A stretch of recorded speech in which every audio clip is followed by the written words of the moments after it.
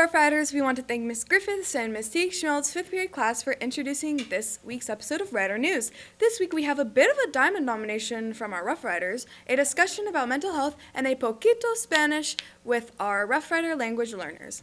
I'm Nora, and let's get started. Up first, we have our baseball and softball teams heading to state playoffs with dreams of a championship. Let's check out some of these Roughrider players who have some thoughts for what their season's been so far and what it may become with a few more victories.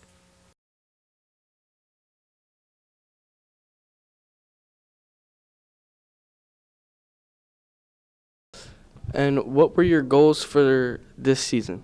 My goals personally were to hit the ball hard, which I've done that. So. Yeah. And what were your goals for the team? My goals for the team were to make state, which we've done that, and we're not finished, so that's gonna help. My name is Jordan Shumway. I'm a junior, and my favorite memory is playing Among Us on the bus after our games. And I expect us to be in the state championship.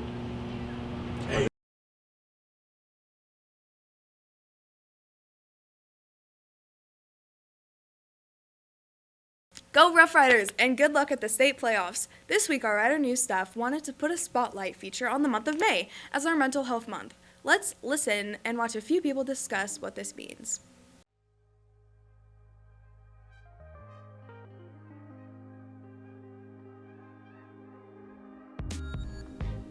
Hi, I'm Lacey, and I'm with Rider News. This week, let's talk about mental health in teens. Hi, I'm Lacey, and I'm here with Ms. Tessero. Good morning, Ms. Tessero. I was wondering if I could ask what your position is in Port Angel School District. I'm the school psychologist. Okay, that's cool. What is your opinions on mental health in teens? I like to think that everybody has mental health. It's something that, like any other health, that you take steps to protect and just make sure you're living the best life that you can. Okay, and what, in your opinion, what is like the main cause of mental health concerns in teens? I would say, life's kind of complicated, right? Yeah. And a lot of things keep people doing their best, or maybe get in the way of people doing their best. So the more we can do to look out for, just having positive relationships in our lives and doing things that take care of ourselves at a really basic level, I think the more health that we have, the more mental health we have. Yeah. What do you think about, what if a teen is scared to reach out for help if they're having mental health struggles?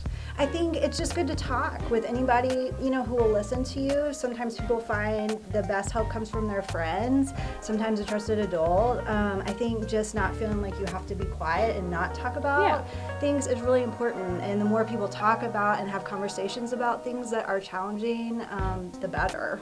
Well, thank you. That was Miss Tessero, our school psychologist. Make sure to say hi to her when you see her in the halls. Lacey again, and this time we're here with... My name is AJ Teal.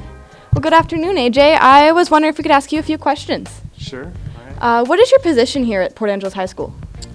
So I'm the student assistance professional. So basically I support students with behavioral health challenges that could be mental health or substance use, family issues, stuff like that.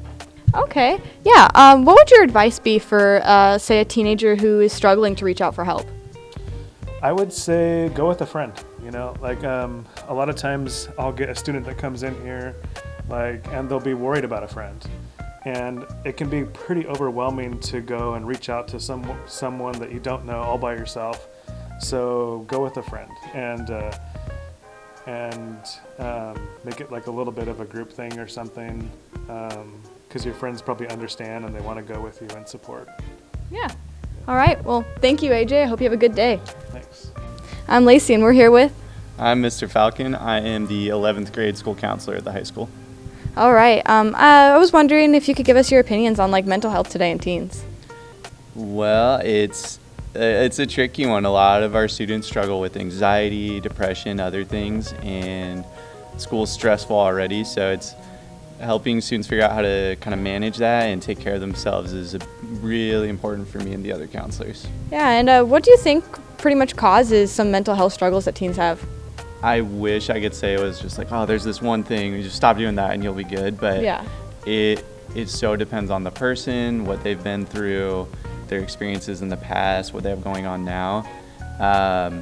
So there's not like one good answer for that. All right, that makes sense. That was Mr. Falcon. Make sure and say hi to him when you pass him in the halls. Be well, be safe, and know you're not alone with any mental health challenges you may be facing. This week, our writer crew has been speaking a bit of Espanol. That's Spanish for those who are not aware. Oyo como va, as they say, and que tal, amigos? All right. My name is Deegan, and I am interviewing. Senora Grunchhalter. And you teach Spanish, yeah? Yes. All right. What is your favorite thing to say in Spanish? Que pasa, calabaza? That's fun because it rhymes and it means what's up, pumpkin, instead of like what's up, buttercup. That's muy bien. What is your opinion on vosotros? With vosotros, that is used just in Spain. It's the you guys form. Some teachers don't teach it, but I have a hard time not teaching it for a couple reasons, because when we conjugate verbs, if I don't teach it, then it leaves this hole in the conjugation grid. Yeah. And so also, if you ever were to go to Spain, you'll hear it. When we had foreign exchange students last year, Mar and Lucia, they were from Spain and they used it. I had them in class, and so they use the vosotros form. So I like teaching it. There's a lot of languages, especially all of Latin languages. What makes Spanish very unique? Why would you recommend Spanish in particular? Well, Spanish is probably one of the easier languages to speak and read and learn. Definitely speaking, because the vowels are always pronounced the same. But also it's used quite a bit in the US. I know when I travel, even just to Seattle for a softball game or a tournament and I stay in a hotel, almost every time I get to use my Spanish. Yeah. Nice. So yeah, it's kind So of it's fun. a useful language. Yes, very useful. What's your favorite teaching moment when it comes to Spanish? Moment. I think as a teacher, my favorite thing is when kids are really engaged and enjoying it and using the language, but also when you can really see the light go on and turn on, like, oh, I finally get it, or they make a connection, right? Like I saw or heard this in something that they learned. Yeah, like that class. eureka of, I got it. Yes. Yeah. Yeah. Nice. Yeah. And do you have any closing comments? Well, I love teaching Spanish. I did not grow up with Spanish speaking it. I learned it in high school, and I had a really great teacher, Mr. Palmer, and he really is the reason why I'm teaching it today. He made me feel important and made me love the language with his enthusiasm. And then I ended up taking it in college every year, and voila, here I am. Yeah. So, Spanish took you far. Yeah. You didn't grow up to it. No, I didn't. No, And I you went grew to up college at New Mexico State, and so I got to use it quite a bit there too. So, you can just learn at any time. You can. Yeah. You're never too old or too young. Well, thank you for your time. Yes, thank you. Right.